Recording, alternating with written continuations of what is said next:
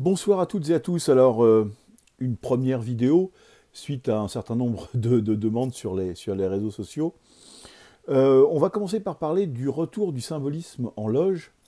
Pas par le commencement, on va parler dans une autre vidéo du port du tablier, etc. Et là, je voudrais revenir sur un épisode marquant et beaucoup trop oublié. Ça avait fait l'objet d'un article sur mon blog le 24 juillet 2017, vous pourrez le retrouver, qui s'appelle GLDF 1948, le rapport Marty, un tournant majeur du retour de la Grande Loge de France dans la voie initiatique et symbolique. Et c'est un rapport qui a eu lieu lors du convent de 1948.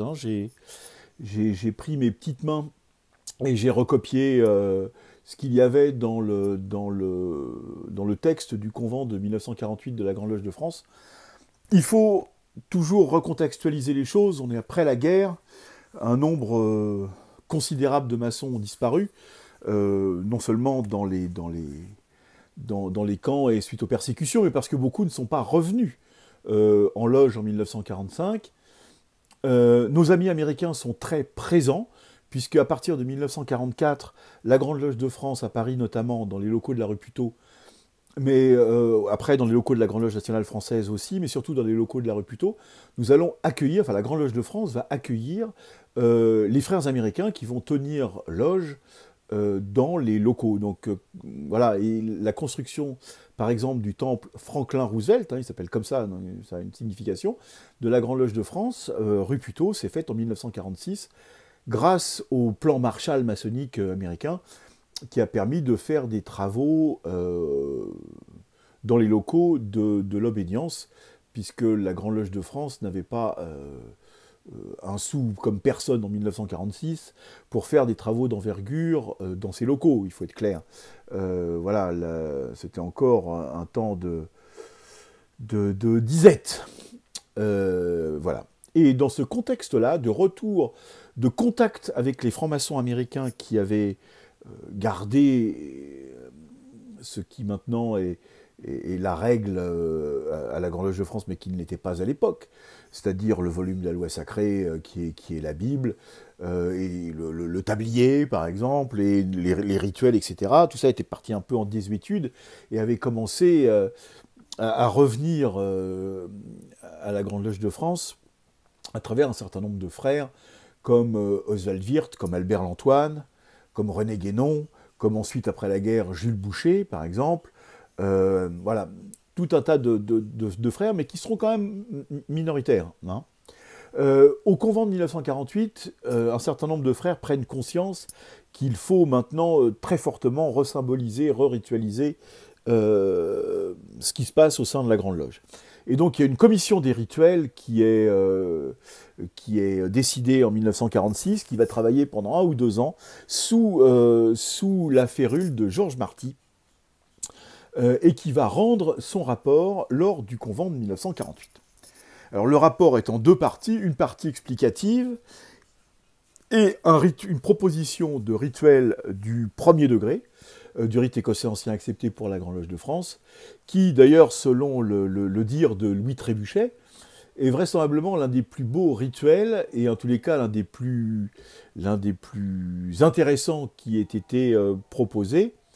Évidemment, il n'a pas été retenu, malheureusement, j'allais dire, mais voilà, parfois quand on est un peu trop précurseur, il y avait notamment le retour de la circulation du mot, il y avait évidemment les diacres, puisque c'est peu des éléments qui comptent chez nous. Voilà.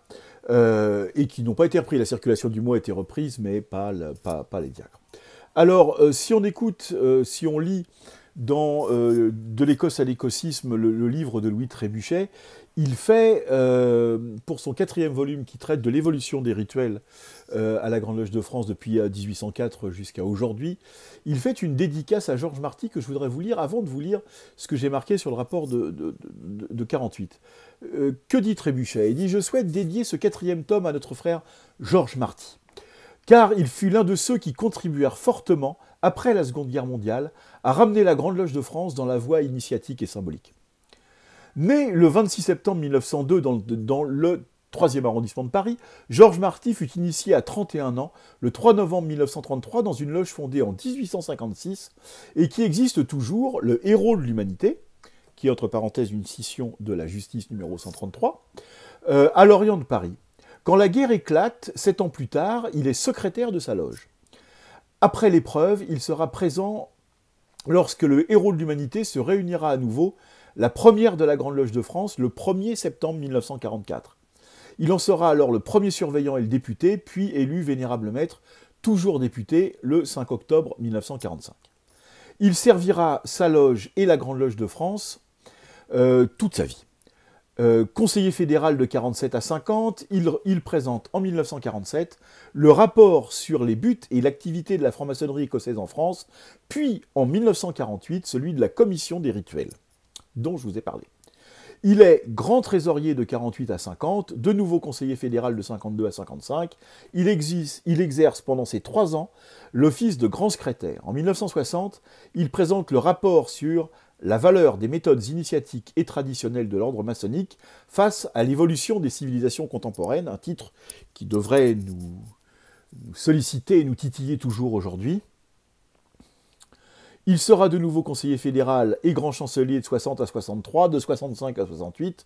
Il mourra à la tâche en 1976, avant la fin de son dernier mandat de conseiller fédéral commencé en 1973.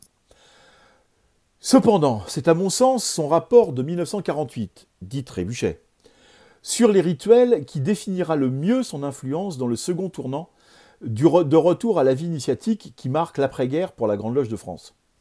Ce rapport, riche de connaissances d'un symbolisme initiatique universel, sûrement influencé par René Guénon, assez précis dans le souvenir des anciens rituels, malgré les à peu près historiques de l'époque. On fait avec ce qu'on a comme matériel historique en 1948 en France. Et malheureusement, on a oublié parfois les travaux d'Albert Lantoine, d'avant-guerre. Ce rapport, riche de connaissances d'un symbolisme universel, etc., assez précis, donc malgré les à peu près historiques de l'époque, proposa un rituel documenté, commenté, qui ne fut finalement pas adopté. Personnellement, je le regrette, dit Louis Trébuchet, car ce fut le rituel le plus proche de nos sources écossaises anciennes et acceptées qui ait été présenté jusqu'à nos jours. Mais il est toujours temps de retrouver le rituel proposé par Georges Marty pour le premier degré en 1948. Mieux vaut tard que jamais. Rappelons, avant de commencer la lecture de 1948, qu'il y a en effet un retour dans le symbolisme, et notamment qui a été vu à la Grande Loge de France par la création en 1947 de la loge La Grande Triade, influencée par les idées de René Guénon, et pensons aussi au portique, créé en 1910 par Albert Lantoine, qui furent de ces loges qui petit à petit, ou le Héros de l'Humanité ou d'autres, vont ramener le symbolisme en loge. Alors, ce rapport se compose de 2 parties, le dit Trébuchet. D'une part, le rapport de la commission des rituels présenté au convent par le frère Marty le vendredi 24 septembre 1948. Le convent avait lieu en septembre. Ça va être le cas cette année, je pense, à cause du coronavirus. Extrait du rapport officiel du convent, et d'autre part, la documentation pour l'élaboration d'un nouveau rituel que cette commission proposait de faire parvenir aux loges conservées dans les archives de la Grande Loge de France. Il marque un tournant dans la vie initiatique de la Grande Loge de France, mettant le doigt sur une situation alarmante concernant les rituels. Cet état de choses s'est établi, semble-t-il, sous le couvert de ce que l'on a qualifié de rituel actuel de minimum. Il y avait un rituel minimum, paraît-il, et que de ce fait, toute addition à celui-ci était laissée aux soins de chaque loge. C'est-à-dire qu'il y avait un espèce de rituel minimum, puis on dit si vous voulez en faire un peu plus, vous pouvez en faire un peu plus. Bon. La commission proteste contre un tel état d'esprit. Le rituel est ce qu'il est et n'a à n'être ni maximum ni minimum. Il y a un rituel, on l'applique. Et on ne fait pas des variations autour. La constatation, sans le vouloir, est cruelle, car en effet, la Grande Loge de France, suivant l'ère du temps, n'a cessé de réduire ses rituels pendant toute la première moitié du XXe siècle pour arriver à des formulations effectivement minimum, loin du symbolisme légué par le rite écossais ancien accepté au début du siècle. On constate d'ailleurs dans le même temps que les convents et leurs questions à l'étude des loges concernent exclusivement le social et la politique jusqu'à la Seconde Guerre mondiale. et je peux ajouter bien longtemps après aussi. Citons quelques phrases significatives du rapport à ce sujet. Un exemple remarquable de notre laisser-aller dans ce domaine est l'abandon progressif du tablier de maître. Ça fera l'objet d'une conférence séparée, donc je n'y reviens pas trop aujourd'hui. Et son remplacement par le cordon, ou bien la commission des rituels pense qu'il est indispensable de revenir aux gants blancs. En conséquence, et pour des raisons d'ordre pratique, il serait heureux de demander au postillon de s'en procurer une paire qu'il remettrait au maître des cérémonies dans le cabinet de réflexion. Voilà, il n'y avait plus de tablier, il n'y avait plus de gants, en fait, il n'y avait plus grand-chose. Encore en 1948, malgré, nous verrons dans une prochaine conférence ce qui s'est passé avant. L'ensemble de ces documents de réflexion pour le rituel du premier degré montre une véritable volonté de retour au symbolisme, appuyée sur une profonde connaissance d'un symbolisme universel de type guénonien, avec référence à la gnose et aux multiples ésotérismes indiens, hébreux, arabo-perses, etc., ainsi que de bonnes archives des rituels antérieurs. Le seul point un peu faible de ce rapport est un désir d'universalisme qui méconnaît la différenciation moderne-ancien, français-écossais, REA-RER. Mais c'était l'état des connaissances historiques maçonniques de 1948. Il ne faut pas leur en tenir grief, il ne faut pas faire d'anachronisme. Il m'apparaît, dit Louis Trébuchet, regrettable, que le rituel proposé n'ait pas été accepté, car il reprend l'ensemble des dispositions du rite écossais ancien accepté, diacre, transmission du mot, épreuve de la caverne. Il comprend cependant aussi des éléments rapportés en provenance du rite écossais rectifié, qui ont été rectifiés d'ailleurs après, allumage et extinction rituelle, les 4 éléments, la chaîne d'union avant la clôture des travaux. On constatera aussi que les commentaires apportés en cours de rituel sont adaptés et justes. Voilà ce que dit Louis Trébuchet. Alors maintenant, venons-en au rapport de la commission des rituels de 1948, et donc je vais vous donner lecture de ce fameux rapport Marty. Ça va être un tout petit peu long, hein, mais nous avons le temps par ces temps de confinement. Et je tenais à vous en faire une lecture exhaustive, non seulement parce que, comme je vous l'ai dit, en 2017, j'avais pris le temps, avec mes petits doigts, de ne pas le scanner ou rien, mais de le recopier mot à mot, voilà. Donc c'était un boulot. Voilà ce que dit Marty en 1948 devant le convent de la Grande Loge de France, le 24 septembre 1948. Depuis la reprise d'activité de notre obédience et à la suite d'un sommeil imposé par les circonstances, de très libres initiatives pour produire de nouvelles formules ou modifier les formules reçues concernant le rituel ont fait leur apparition. Pourtant, nos règlements généraux et statuts nous enseignent que les travaux doivent être ouverts et fermés suivant les indications du rituel adopté par la Grande Loge de France et qu'il ne saurait y être apporté par le président la moindre dérogation, c'est-à-dire par le vénérable maître de l'atelier. La commission des rituels s'est penchée sur cet état de choses avec le désir de comprendre les raisons de cette anarchie et de ce désordre au sein de notre ordre. Cet état de choses s'est établi, semble-t-il, sous le couvert de ce que l'on a qualifié le rituel actuel de minimum, et que de ce fait, toute addition à celui-ci était laissée aux soins de chaque atelier. La commission proteste contre un tel état d'esprit. Le rituel est ce qu'il est, et il n'a à être ni maximum, ni minimum. Cependant, allant plus au fond des choses, la commission s'est demandé si derrière cette nouvelle attitude ne se cachait pas le désir des frères de l'obédience de voir notre ordre revenir sur des abandons que le qualitatif de minimum semble impliquer. La commission a pensé ainsi faire droit aux vœux de certains en vous proposant l'étude de notre rituel du premier degré pendant l'année qui vient, à seule fin que d'un accord unanime, nous nous décidions à adopter une fois pour toutes un rituel dont nous demanderions aux loges de respecter rigoureusement la forme et l'esprit.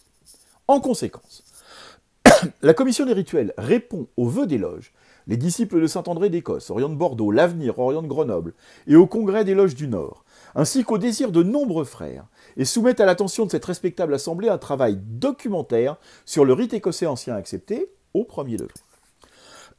Étant donné l'importance de la question, liée à la nécessité de réimprimer les rituels actuellement en usage, pardon, la commission émet le vœu que celle-ci soit soumise à l'étude des loges cette année. La diffusion du présent travail pourrait alors servir de base aux recherches et ateliers intéressés par la question. Nous ne nous sommes pas mépris sur la signification profonde de ces vœux, et nous croyons qu'ils expriment en fait une réaction légitime contre le désordre envahissant le monde profane. Désordre auquel nous n'échappons malheureusement pas complètement. Pourtant, nous sommes exactement le contraire, c'est-à-dire un ordre avec tout ce qu'implique ce vocable. Et en particulier, par nécessité même, nous sommes pourvus d'un rituel, expression spirituelle d'une tradition qui ne nous appartient pas en propre, mais dont nous sommes les dépositaires. Les temps troublés actuels nous font un devoir de transmettre cette tradition dans sa forme la plus pure et de résister à tout désordre, à toute déviation, tendant à la réalisation d'une véritable contre-tradition. Il ne s'agit d'ailleurs pas d'innover, mais de remettre en vigueur les disciplines auxquelles nous avons juré de nous soumettre en toute liberté de conscience lors de notre initiation. Être discipliné au sens de notre ordre est la manière la plus logique, nous semble-t-il, d'opposer l'ordre au désordre. La souveraineté de chaque loge est une des conditions d'existence pleine et entière de notre organisation. Mais pour des raisons bien plus d'ordre temporel que spirituel, nous sommes fédérés. Toutefois, en raison de l'impossibilité de séparer entièrement le temporel du spirituel, il se trouve que notre fédération est la gardienne de statuts dans lesquels sont inclus certains principes spirituels propres à notre tradition et qu'il appartient de faire respecter. Aussi, devons-nous déplorer que sous le couvert de cette souveraineté qui se traduit par le maçon libre dans la loge libre, certains ateliers laissent pénétrer le désordre en leur sein, souvent au mépris de ces principes, dans le complet oubli de leurs attaches fédératives. Nous savons tous, trop bien hélas, que la liberté disparaît lorsque le désordre apparaît. Et nous entendons bien rester des hommes libres, qualification première de tout initiable, au milieu d'un monde coupé de tout lien avec l'esprit traditionnel. Ces considérations montrent assez bien, nous l'espérons, l'esprit profond qui a animé les membres de la commission en répondant aux vœux émis par les loges précitées, vœux au pluriel qui contiennent également quelques remarques à la fois d'ordre pratique et symbolique concernant l'habit du maçon et demandant l'uniformisation de celui-ci. Proposition qui peut paraître incompréhensible à un observateur profane, convaincu probablement que nous portons tous les mêmes tabliers quant à la forme et aux dimensions, alors qu'il faut bien reconnaître qu'une certaine fantaisie règne à ce sujet. Un exemple remarquable de notre laisser-aller dans ce domaine est l'abandon progressif du tablier de maître et son remplacement par le cordon, vestige du baudrier soutenant l'épée des maçons du XVIIIe siècle et qui ne présente, de ce fait, qu'un intérêt médiocre du point de vue symbolique. L'habit du maçon est le tablier dont nous connaissons et sentons toute la haute portée symbolique. Les maîtres conscients de leur qualité se doivent de le porter en loge. La commission des rituels suggère, à seule fin de couper court à toutes les fantaisies, que ce soit l'obédience qui entreprenne ou fasse exécuter les différents décors et qu'elle les tienne à la disposition des ateliers, étant entendu que ce seront les seuls valables. Ces différents points étant fixés et soumis à votre appréciation, la commission, à seule fin de bien fixer son attitude à l'égard du problème qu'elle a examiné, a jugé utile de rappeler, dans ce qui va suivre, et qui constitue en fait les préliminaires de l'ensemble de son travail, ce qu'elle entend par rite. Rituel en général, dont l'existence fait que nous sommes une société initiatique avant tout.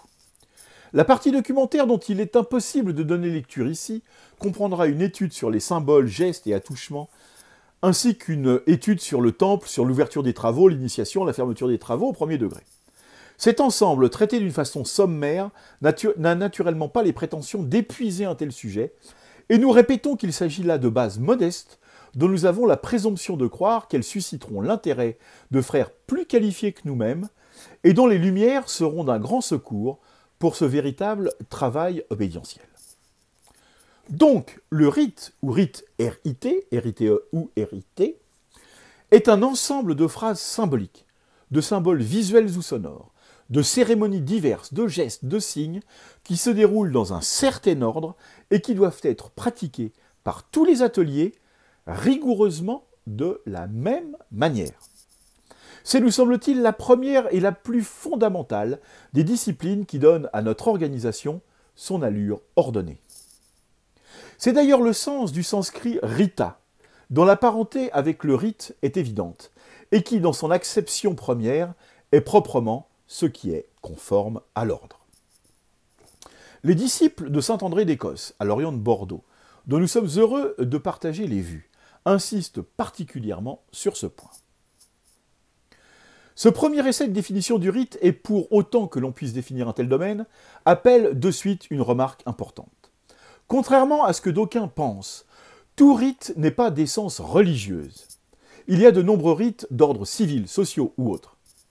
Les rites maçonniques dont la nature profonde est bien plus métaphysique que tout autre n'ont également aucun caractère religieux. La Commission insiste particulièrement sur ce point car le contact de nombreux frères nous a laissé penser que certains d'entre eux acceptent plus ou moins consciemment ce préjugé classique dans le monde profane qui veut que tout rite ait nécessairement d'essence religieuse.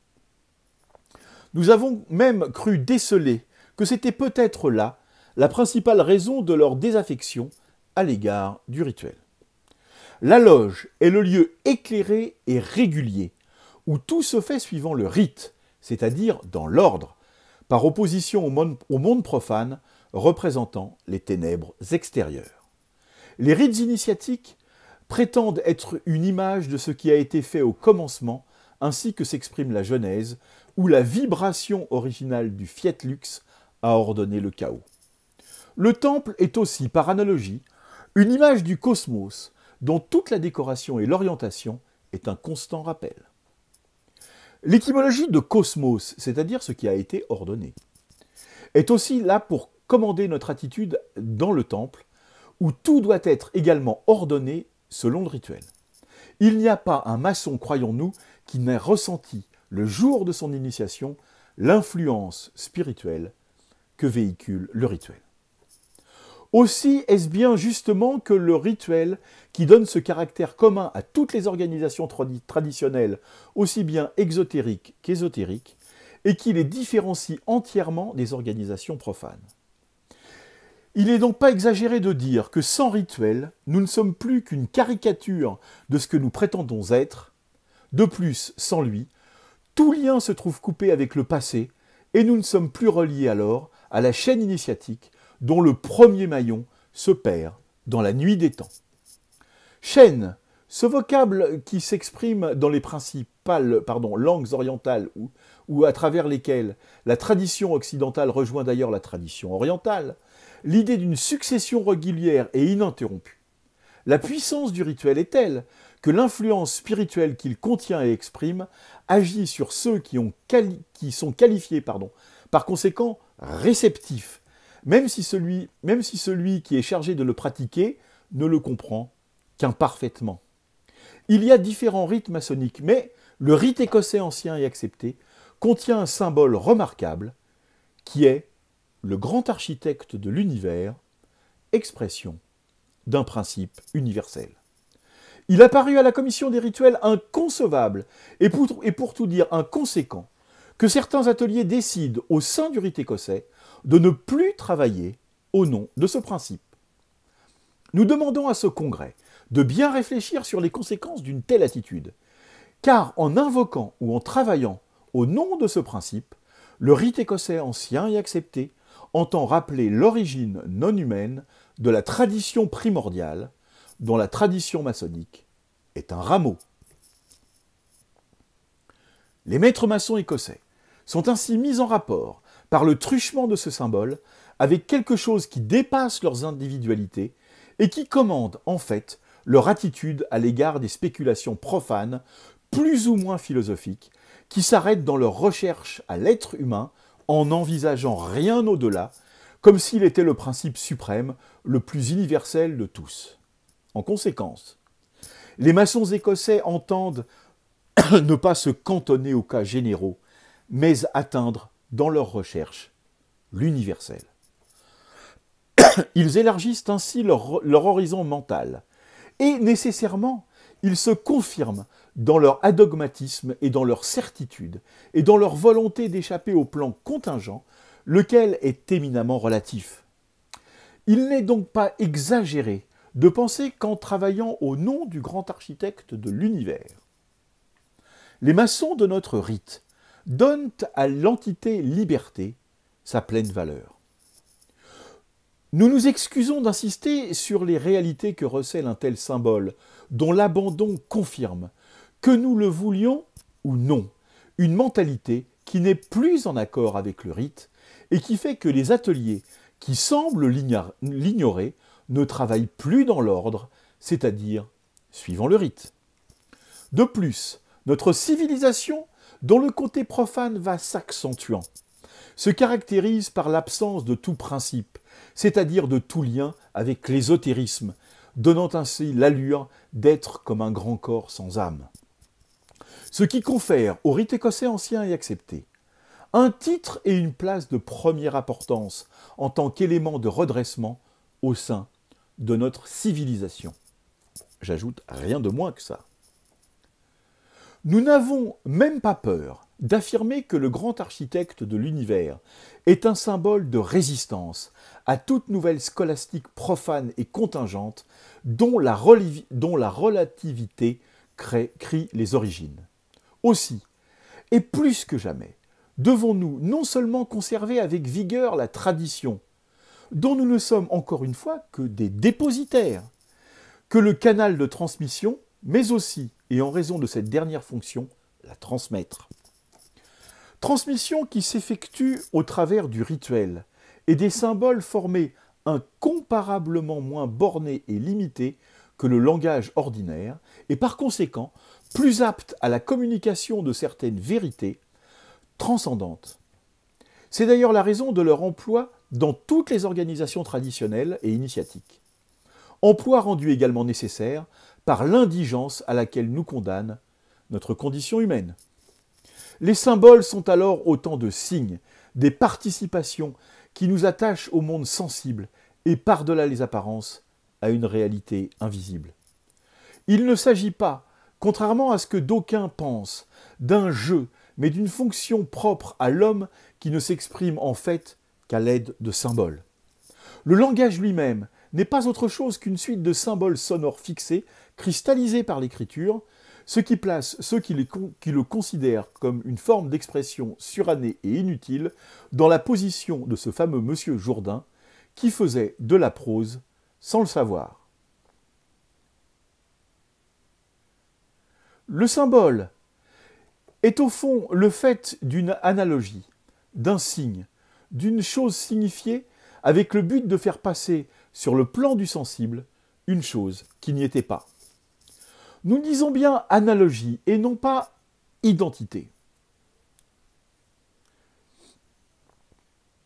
La différence étant justement constituée parce qu'il ne saurait se laisser enfermer dans aucune forme. C'est cette partie, pour autant que l'on puisse utiliser un vocable d'ordre quantitatif dans un tel domaine, qui nous intéresse le plus et qui donne un sens profond à notre organisation initiatique. C'est l'inexprimable plus ou moins pénétré au travers du symbole, par ceux qui sont qualifiés. C'est l'incommunicable qui constitue en fait le secret par nature qui fait de nous une société initiatique. L'ignorer, c'est se priver de tout support en vue de notre réalisation spirituelle, car nous ne pouvons parler en fait de quoi que ce soit, y compris des vérités d'ordre métaphysique, qu'en descendant au niveau où se trouve le langage des individualités humaines, c'est-à-dire dans le domaine du relatif, qui est aussi celui des sciences profanes, lesquelles nous confirment cette relativité un peu tous les jours. Le symbole suppose toujours deux plans, celui de la chose que nous symbolisons, celui du symbole lui-même. Tout un monde se trouve soustrait de par sa nature à la connaissance directe des sens, et c'est justement à l'aide des symboles que nous jetons quelque chose de sa nature sur le plan de la représentation concrète. Quoiqu'il ne soit pas systématisable, le symbolisme est universel, alors que le langage ordinaire est devenu, pour ainsi dire, national, et nous connaissons tous les difficultés que rencontrent les traducteurs consciencieux en passant d'une langue à l'autre, même quand elles appartiennent au même rameau. Il est juste de dire que les formes que revêt le symbolisme peuvent être différentes suivant les différentes traditions, mais son sens profond est le même. C'est ainsi, par exemple, que le compas et l'équerre, symboles maçonniques, trouvent leur équivalent dans la sphère et le cube de la tradition extrême-orientale. En conséquence, nous priver du symbolisme, c'est aussi nous enlever ce caractère d'universalité dont nous parlons tant. Malgré tout, il ne nous faut pas perdre de vue que dans la réalisation spirituelle que nous recherchons, l'individu reste le point de départ, qu'il est en quelque sorte la materia prima, la pierre brute au sein de cette collectivité qu'est la loge. Nous disons bien collectivité, car c'est un des côtés particuliers de notre organisation.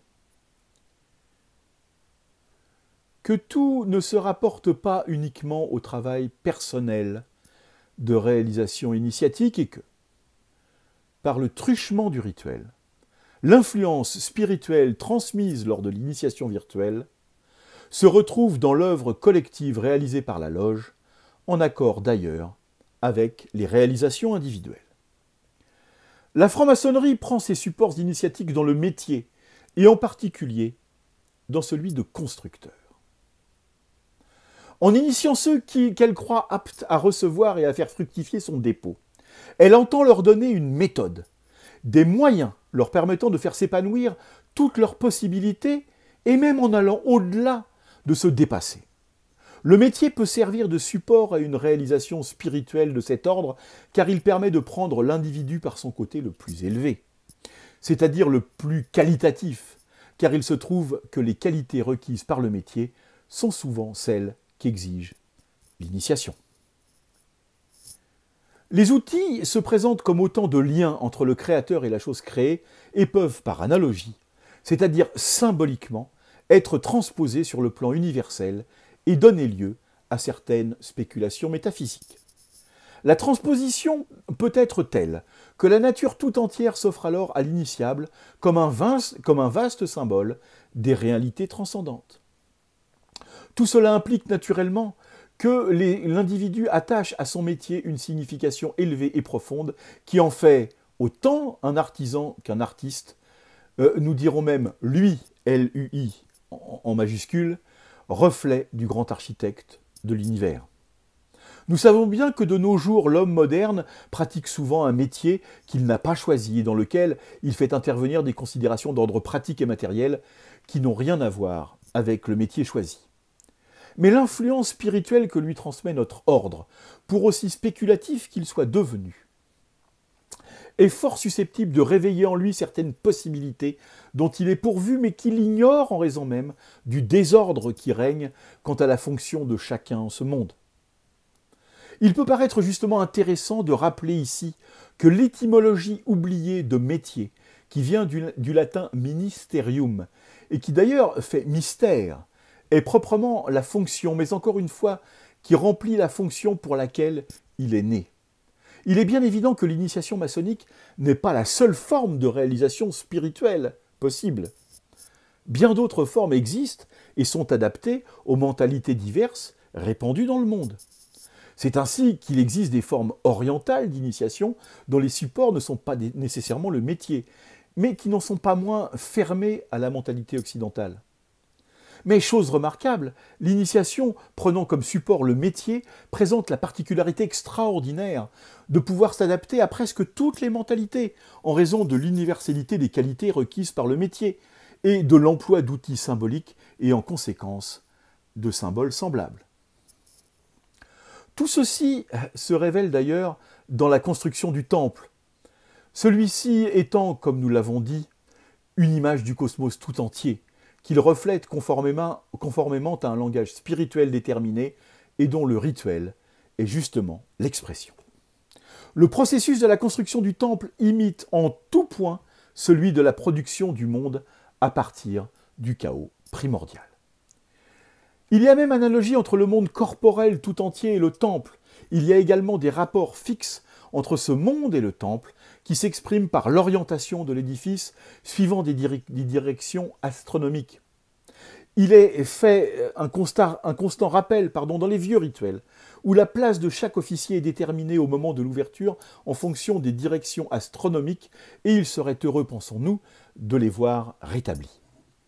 Tous ces points seront d'ailleurs signalés dans le rituel qui suit ces préliminaires, et il vous sera facile, croyons-nous, de rétablir ou d'éliminer ce que le résultat de vos propres recherches et méditations vous indiquera. Encore une fois, notre but est de vous mettre en présence de certaines réalités dont l'importance ne vous échappe certainement pas. J'ajoute quoique. Qu'il nous soit permis d'insister encore en vous faisant remarquer que la formation du cosmos était retracée dans la construction des cathédrales et presque dans la moindre pierre primitivement brute et représentant la materia prima de l'édifice tout entier. L'individu se retrouve par analogie dans le temple, ses possibilités étant la materia prima, la matière brute. Nous avons même entendu dans certains Orients étrangers des phrases comme « les colonnes sur leur base » au lieu et place de « prenez place mes frères », qui indiquent bien jusqu'à quel point cette analogie reste vivante au sein de la franc-maçonnerie. En tant que maçons écossais, nous pouvons même dire que le plan du grand architecte de l'univers se révèle dans la synthèse de toutes les proportions du temple et par analogie dans celle de l'individu, ce qui fait que la maîtrise rarement réalisée est une participation consciente à ce plan. Ce que nous venons de dire des constructeurs de cathédrales nous incite à parler ici de notre filiation avec des organisations compagnoniques du Moyen-Âge, car pour aussi spéculatifs que nous soyons devenus, il n'en reste pas moins vrai que la forme de l'initiation maçonnique reste toujours liée au métier. Je passe une certaine partie. Nous avons conservé quelque chose dans cette façon de voir puisqu'il est entendu qu'une des qualifications que nous exigeons est d'être libre et de bonne mœurs. Opératif ne doit pas non plus être considéré comme synonyme de pratique, lequel sous-tend toujours l'action de bâtir dans notre cas. Il s'agit pour nous bien plus de l'accomplissement de l'être qu'est la réalisation initiatique avec tous les moyens de divers ordres qui peuvent être employés en vue de cette fin que de toute autre chose. Il est probable que certaines méthodes de réalisation ont été perdues avec le passage de l'opératif au spéculatif, et qu'une réalisation effective ait été remplacée par une initiation qui n'est plus que virtuelle. Mais les rites, comme nous l'avons développé tout au long de notre exposé, servent toujours de véhicule à l'influence spirituelle et sont alors comparables à un germe auquel manquent les conditions nécessaires à son éclosion, mais qui, ces conditions retrouvées, peut éclore et s'épanouir pour notre plus grand bien. Maintenant, et pour finir dans les origines de la maçonnerie spéculative, il n'y a pas que l'apport des organisations compagnoniques du Moyen-Âge. Il semble, au travers de celle-ci, qu'il ait pu se relier à un passé plus lointain.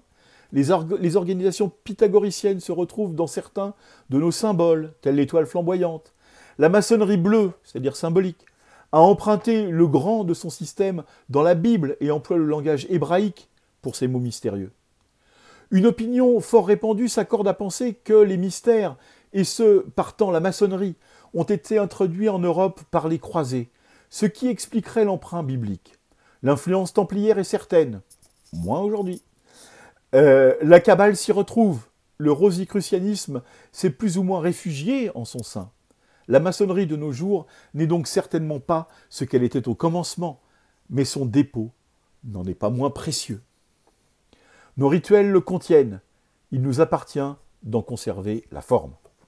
L'examen de nombreux rituels anciens fait nettement ressortir que de simplification en simplification, la forme s'en est altérée, de nombreuses phrases, gestes ont disparu. La commission a tenté l'effort de leur redonner vie dans le rituel qui suivra les considérations sur les symboles, gestes, attouchements, description du temple. Quel que soit le sort réservé à cet essai, la commission espère qu'elle pourra fournir aux nouveaux initiés une documentation de base susceptible de stimuler leurs recherches. La commission des rituels veut aussi espérer qu'elle sera suivie dans son désir de voir notre ordre conserver son attitude traditionnelle en donnant l'exemple de l'ordre au milieu des ténèbres extérieures. Alors, elle aura la satisfaction de constater que son travail n'aura pas été inutile. En conclusion et pour nous résumer, la commission émet les vœux suivants. Premièrement, étude cette année du rituel du premier degré et de notre rite en vue de soumettre un rapport définitif au convent de 1949. Deuxièmement, une fois accepté, le rituel sera réimprimé et rigoureusement observé par les ateliers du rite écossais ancien et accepté. Troisièmement, les inspecteurs, ainsi que le veut notre Constitution, seront chargés de faire respecter la décision du convent en ce qui concerne le rituel adopté, et ceci d'une manière ferme. Quatrièmement, l'obédience se charge d'exécuter ou de faire exécuter les différents habits et décors conformément aux dimensions traditionnelles et les tiendra à la disposition des ateliers, étant entendu que ce seront les seuls valables. Cinquièmement, que cette assemblée approuve l'impression de la documentation recueillie par la commission, laquelle est susceptible de servir de base à l'étude envisagée. Voilà comment se termine le rapport Marty du convent de 1948, et nous pouvons voir tout de même que s'il avait été appliqué un peu plus tôt, si les préconisations de Marty et de la commission des rituels de 1948 avaient été appliquées dans toute leur rigueur, ou en tous les cas avec cette volonté de retourner vers le plus grand symbolisme et la plus grande qualité initiatique, nous aurions gagné bien des années, et vraisemblablement il reste encore quelques préconisations du rapport Marty de 1948 que nous n'appliquons toujours pas. Mais ceci, c'est déjà une autre histoire. À tout bientôt pour reparler d'initiation, de symbolisme, et je pense que nous reviendrons en détail sur le port du tablier, sur le fait qu'il ait été abandonné fort longtemps avant de revenir, et nous avons vu qu'en 1948, c'était encore une lourde tâche que de faire porter le tablier. Enfin, une petite anecdote, j'en parlerai dans la prochaine conférence sur les tabliers. Je me rappelle que Roger Daché, lorsqu'il avait été initié dans les années 80 au libre examen, m'avait dit qu'il y avait encore, je crois, un vieux frère qui avait 80 ans, qui avait donc été initié bien avant-guerre, qui portait juste le cordon de maître et pas le tablier, et qui disait que jamais on lui ferait porter un truc comme ça, qu'aucun de ses pères ne l'avait, et que donc, puisqu'aucun des anciens ne l'avait, il ne le porterait pas non plus. Mais encore une fois, ceci est une autre histoire. J'espère que ça vous a plu, j'espère que c'était un rappel utile. Parfois, il faut se rappeler que l'histoire existe, que nous ne partons pas de rien, que nos